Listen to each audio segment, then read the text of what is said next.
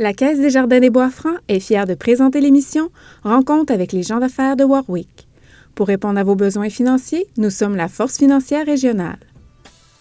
Aujourd'hui, Rencontre avec les gens d'affaires de Warwick est à la ferme Ficheline. On a mis nos grandes bottes et on va voir que de nos jours, être agriculteur, c'est d'abord et avant tout être entrepreneur. Bonne émission!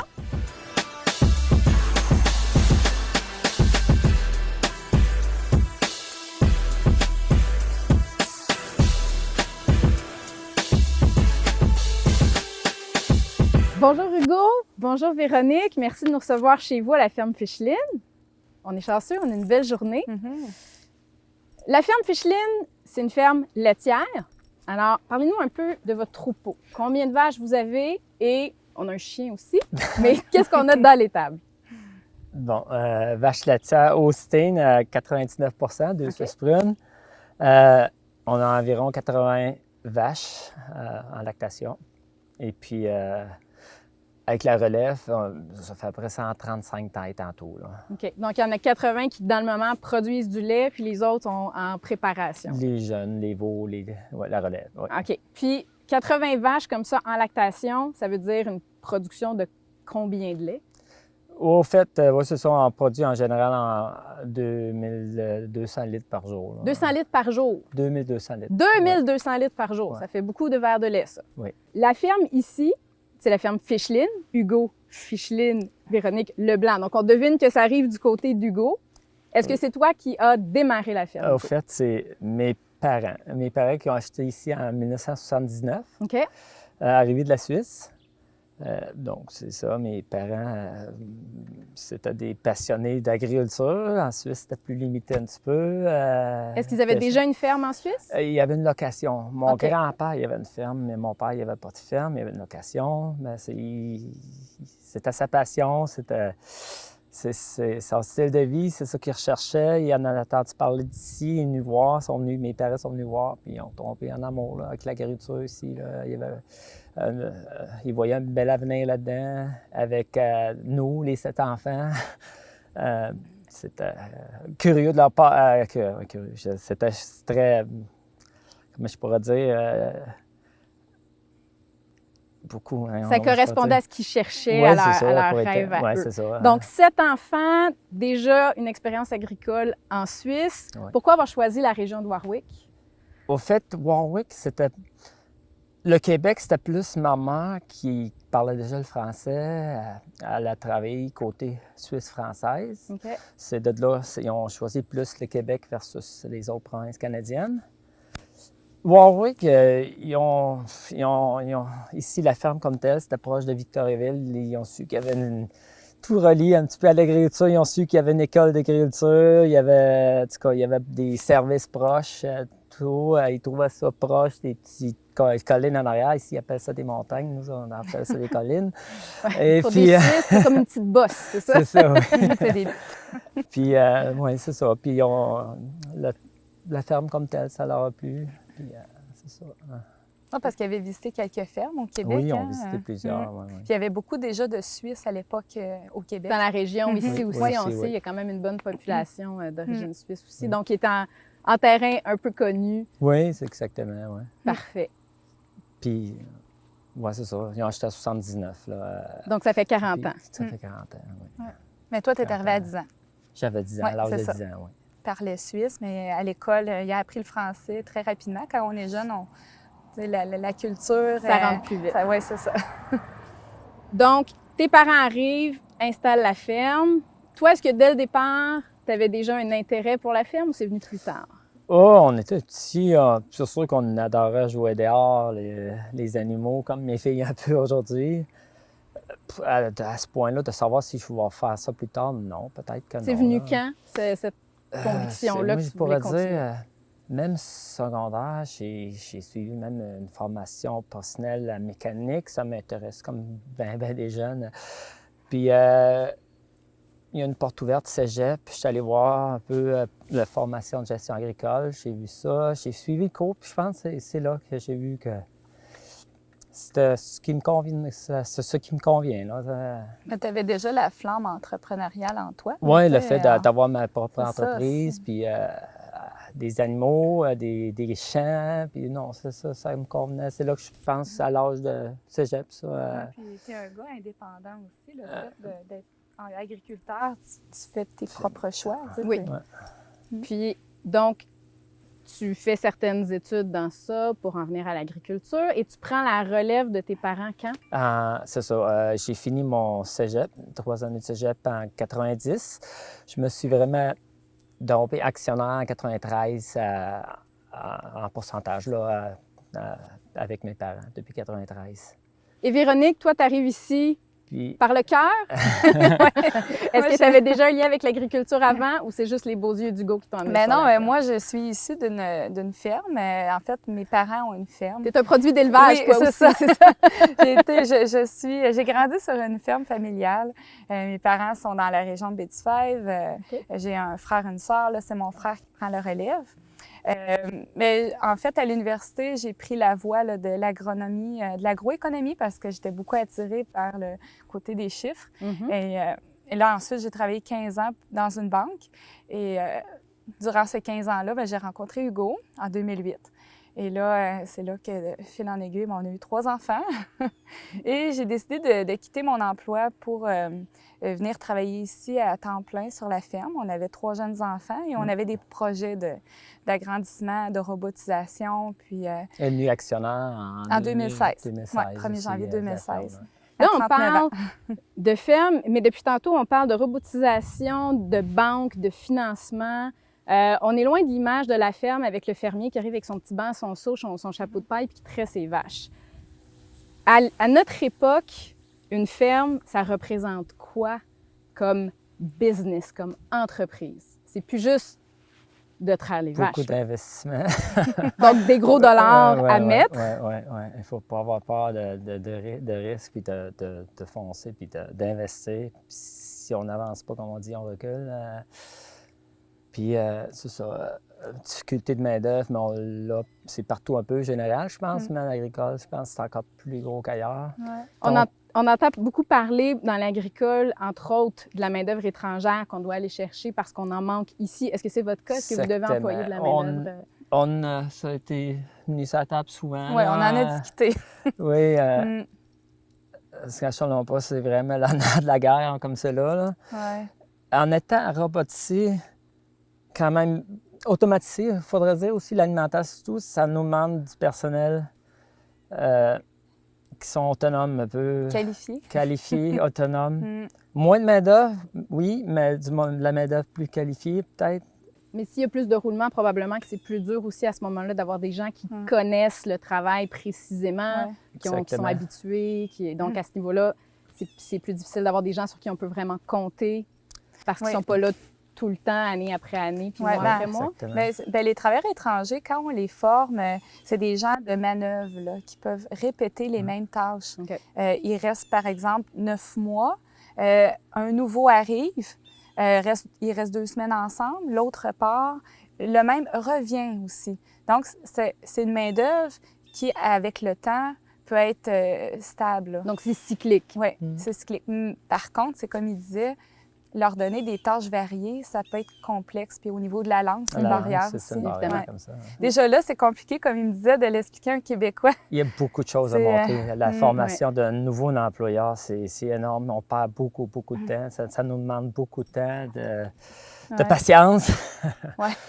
Puis, comme entrepreneur agricole, on le sait, vous avez juste ça du temps. Vous avez des petites journées, vous travaillez pas fort. Oui, on dort l'après-midi. Vous dormez l'après-midi, vous faites le sieste dans le coin. Ça ressemble à quoi une journée dans votre vie? Toi, Véronique, est-ce que tu es dans la ferme ou tu es plus dans les comptes? Occasionnel, disons, à la ferme. Plus au niveau administratif, faire la paye, rencontre avec les banquiers, planification. Planification. C'était sa spécialité. Oui, les chiffres, là, rentrée de données sur Siga Finance. Bon, tout ce qui est administratif, c'est moi qui le fais. Je l'aide, on discute aussi. En fait, les décisions se prennent à deux. Là, quand on veut acheter un équipement, on regarde, on compare les prix, on compare la location versus l'achat. Mais au niveau, disons, de 6 heures le matin à 8 heures le soir, c'est plus Hugo qui fait les tâches à l'étable.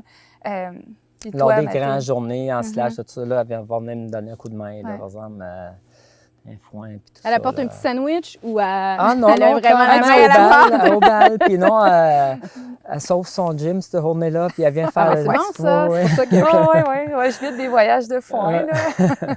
là. Non, un petit peu de tout la fin de semaine aussi, des fois, je Ouais. viens aider, là. Parce que, parlant de fin de semaine, c'est justement, on parlait de main-d'œuvre, parce que main-d'œuvre de fin de semaine est plus difficile.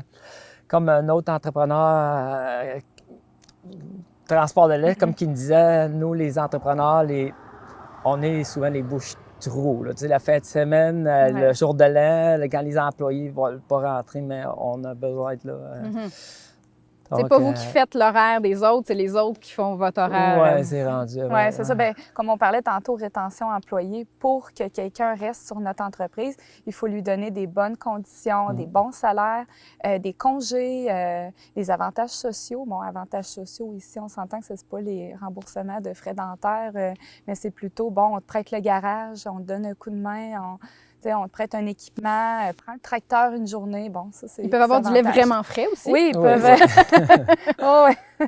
Donc, c'est ça. toutes les questions de rétention de main-d'œuvre, de trouver des bonnes conditions pour nos employés, de trouver la façon de les garder, c'est pas seulement dans le monde agricole. Vous avez les mêmes mots de tête que les entrepreneurs des autres secteurs dans le moment aussi. On parlait, toi, de ta journée, du fait que Ouais. tu es aussi maman, vous avez 3 filles, on l'a dit, ça aussi, c'est un bon emploi du temps.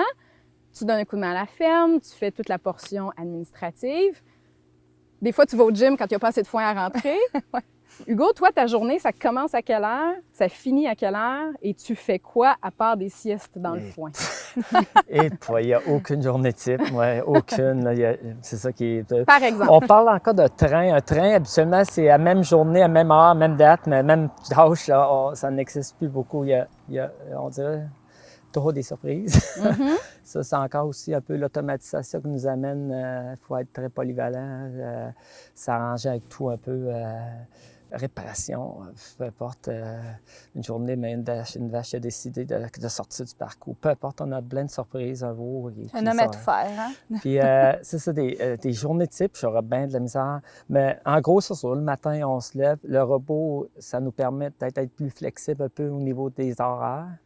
Le matin, on peut se lever. Peut-être on n'a pas besoin de se lever à 5h30 à chaque matin comme avant. Fait que vous pouvez dormir jusqu'à 5h45. Oui, puis c'est ça. Même, c'est ça. Puis je peux aller commencer, puis je peux retourner à la maison, déjeuner avec les filles avant qu'elles partent à l'école. Avant, il faut la finir la traite, mais ça donne à moins. Mais c'est ça. L'inconvénient, on téléphone tout le temps. On dirait qu'on n'a plus de... C'est les vaches qui t'appellent? Oui, les robots m'appellent. Les robots? L'alimentation m'appelle. La ventilation peut m'appeler. Donc, comment ça fonctionne? Il y a des systèmes d'alarme dans ta machinerie qui disent « Oh, attention, oui, la ils vont me panne dire, est le robot, bloquée. telle affaire, il y a telle affaire de Il y a 2 vaches qui se chicanent, ding, ding, ding, ding. Oui, il manque de produits, manque de pression d'air, ventilation, température, j'étais trop bas, trop haut, c'est encore pire. Il y a beaucoup d'alarmes, donc c'est là qu'on parlait de main-d'œuvre qualifiée, mais aussi qui veulent prendre des responsabilités, qu'on peut transférer ça, puis qu'on aille au moins en congé, parce que partir une journée, on part, mais on n'est pas vraiment parti. On a le téléphone dans les poches, puis ça peut appeler à tout moment, puis à toute heure. 2 heures du matin, je suis allé changer une pompe à lait. C'est l'inconvénient de la robotisation. C'est 24 heures sur 24. C'est 24 heures Oui, sur parce que 24. notre chaîne de production est vivante, là. Mais c'est ça, vous, c'est pas une machine qu'à un moment donné, il faut aller resserrer un boulon. Là. Vos machines sont vivantes, ont des besoins, ont des personnalités. Ça change quoi d'avoir à travailler avec ça? Comment on fait pour avoir une machine productive quand c'est vivant et que c'est jamais pareil? Ça demande d'être aux aguets, de prévoir aussi. Hein, si on ne fait pas les pattes de vache à temps ou régulièrement. C'est quoi faire les pattes de vache? Les onglons, là, il faut les régulièrement les tailler. Là. Donc, mécanique, gestion et manucure dans vos compétences. Exactement, exactement. C'est ça. Oui, parce que si on ne le fait pas à temps, là, elle va boiter, elle n'ira plus manger. Ça amène Puis là, tout, éventuellement, ben, c'est ça, elle va elle dépérir. n'ira plus au repos tout seul parce que la vache, elle a choisi l'heure qu'elle veut se faire au moment, tout. C'est elle qui décide son horaire. C'est bon, ça? Donc, La, il y a fait que beaucoup la vache a un meilleur horaire que vous, si je comprends bien. Elle peut faire elle peut aller ses manger siestes quand dans elle le veut, foin. elle peut aller dormir quand elle veut. Ouais. Ben oui, parce que maintenant, tu sais, il y a un protocole au niveau du bien-être animal, puis on fait attention à nos animaux parce qu'on se dit que ces animaux-là nous donnent du lait, bien, on en prend soin. Plus on en prend soin, plus ils vont nous donner du lait. Donc, le fameux mythe d'une vache heureuse qui donne plus de lait, c'est vrai. Ils ont même de la musique à Ils l'époque. ont de la musique? Oui. Qu'est-ce Oui. qu'elles écoutent, vos vaches? Du Beethoven. Du Beethoven? Non, là, c'est moi qui t'offre pas. Là. Ah, c'est ça. Fait que là, il faut prendre soin de la santé mentale du go en faisant jouer les choix musicaux du C'est go ça, et des du vaches. Def Leppard d'abord, des CDC. Hugo, toi, tes parents étaient là déjà dans la ferme Oui. il y a plus de 40 ans, si on remonte même à l'époque de la Suisse. Tes parents sont encore impliqués sur la ferme, même s'ils sont plus là tous les jours. Ils sont pas loin, Oui, ils sont pas loin. ils sont puis- juste ici à côté. Ils gardent un œil, ils te surveillent Ah, de loin. Ouais. Surtout, ils aiment s'occuper. Mes parents, c'est vraiment la génération. On va pas aller marcher pour rien. Si elle va aller marcher, c'est pour aller ramasser un arbre qui m'est tombé dans le bois, puis tout. Puis ça va lui faire plaisir. Mettons, aller prendre mon tracteur, puis aller ramasser ça. Puis, Mais ça les valorise beaucoup, je pense s'occuper. que, ouais. Tu sais, quand il y a du foin, un travaux à faire dans le champ, on va racler le foin. Son père est toujours disponible et Ouais, prêt. ouais. Il va tasser une réunion, il va tasser une rencontre avec des amis pour y aller. Sa mère, même chose. Je lui demande, veux-tu garder les filles? Je m'en vais à l'étable où là, ils se gardent un peu tout seuls. Là, Des fois, mais- est-ce que tu lui fais garder les vaches pour aller voir tes filles aussi? Ouais, c'est ça. Donc, ils sont toujours prêts à nous aider. Le fait qu'ils soient proches, là, ça les valorise. Puis, versus être en ville, là, ils s'ennuieraient. Puis, c'est ça. Mais pour ce qui est de garder les vaches, là, la robotisation, tout Non. ça, c'est un petit peu trop pour mon père. Là. OK. Il vient plus beaucoup à l'étable. là. Donc, lui, il a vraiment vécu ça un peu comme un choc de culture. Un petit peu, oui, je pense que... OK. Dans son le temps, c'était très différent. Lui, c'était une vache attachée qui tirait, qui pouvait frotter, gratter, nettoyer pas tous les jours, mais tu sais, ça se tient peut-être un petit peu plus propre, une vache tout le temps attachée. Même si mes frères ils ont embarqué là-dedans, puis ils ont essayé de le convaincre comment ils sont bien, ils peuvent marcher, ils peuvent se promener comme qu'ils veulent, ils ont des brosses pour les nettoyer, ils peuvent aller se faire masser là-dessus, ils peuvent aller se faire traire. Ils se font de la bonne vache qui fait 50 litres, 2 traites. C'était pas beaucoup le matin avant quand j'arrive. Là, le lait coulait à terre. Puis tout. Tandis qu'elle, à 2 h du matin, elle trouve que c'est assez, elle s'en va se faire traire. Là, le bien-être, là, ils l'ont. En tout cas, je trouve qu'ils sont bien beaucoup mieux qu'avant. Oui, bien avant ça, c'était 2 Mais traites par jour. pour- Maintenant, ça peut aller à 4 Parce que c'était traites cinq, par bordel. jour, c'est ça, 3, oui, 4 oui. traites. Ouais. C'est ça, ouais. On a parlé de vaches qui donnent plus, qui donnent moins, de machines qui nous font travailler différemment, mais qui nous apportent plus d'informations. Donc, on a beaucoup une question de rentabilité qui peut être meilleure parce qu'on a plus d'infos. On parlait aussi tout à l'heure du fait que pour être un bon entrepreneur agricole, il ne faut pas avoir peur du risque. C'est quoi les risques d'un entrepreneur agricole? Une vache fâchée? Bien, les risques, c'est à différents niveaux.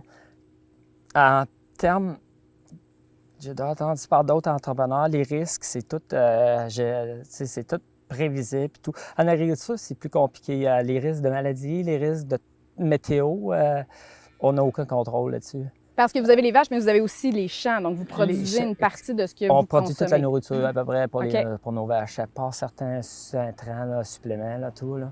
C'est ça. Puis si on fait de la qualité, mais c'est ça. Ça peut geler trop tôt, la pluie. C'est ça. Puis par là de maladie, c'est sûr qu'on peut prévenir, vacciner les troupeaux, c'est ça. Ils sont vaccinés une fois par année. Puis les risques associés, comme on disait, à la météo, la grêle, la pluie, le gel.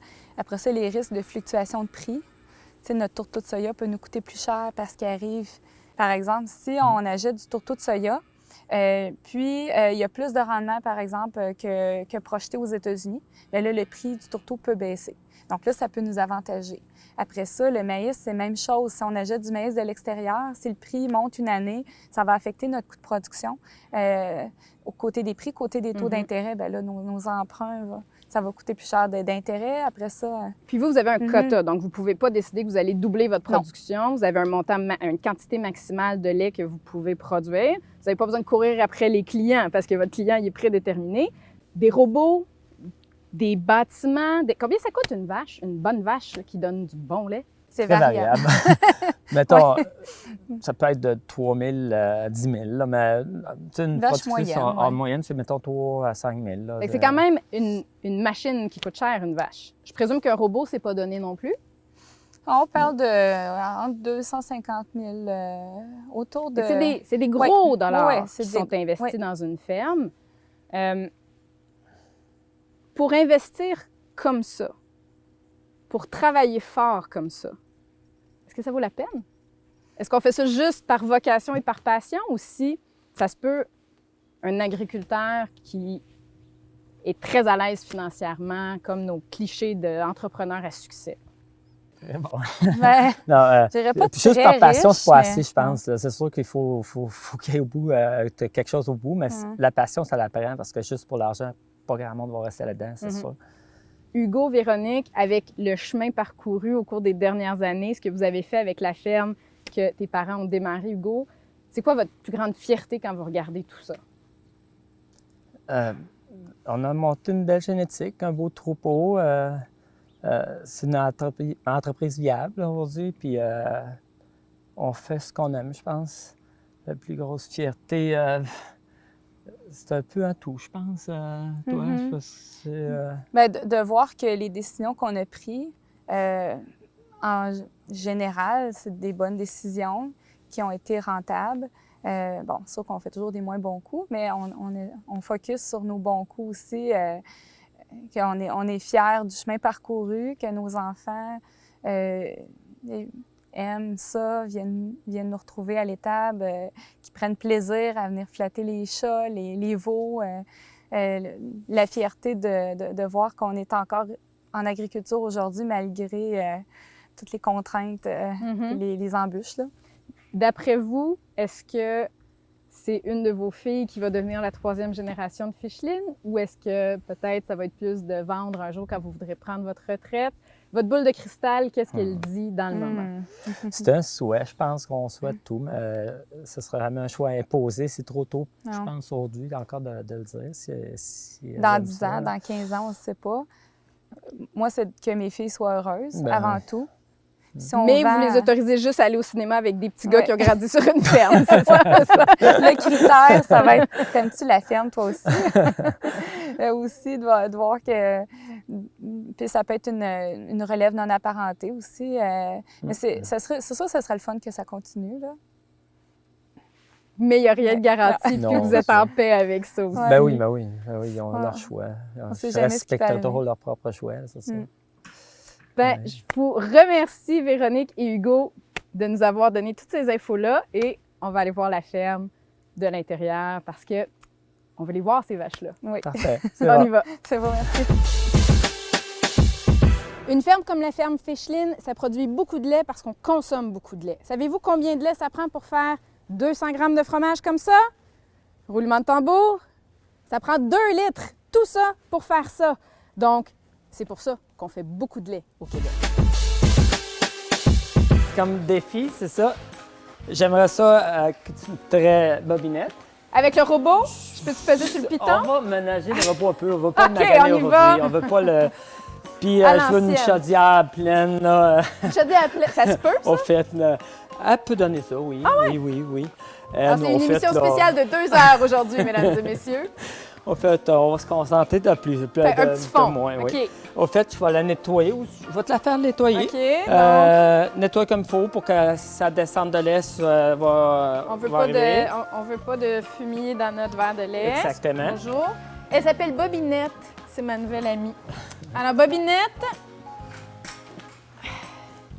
je te nettoie, ma belle. Ça coule déjà, c'est triché, ça? Vous m'avez donné une vache automatique?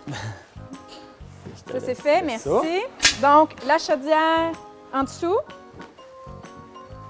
Hello. OK.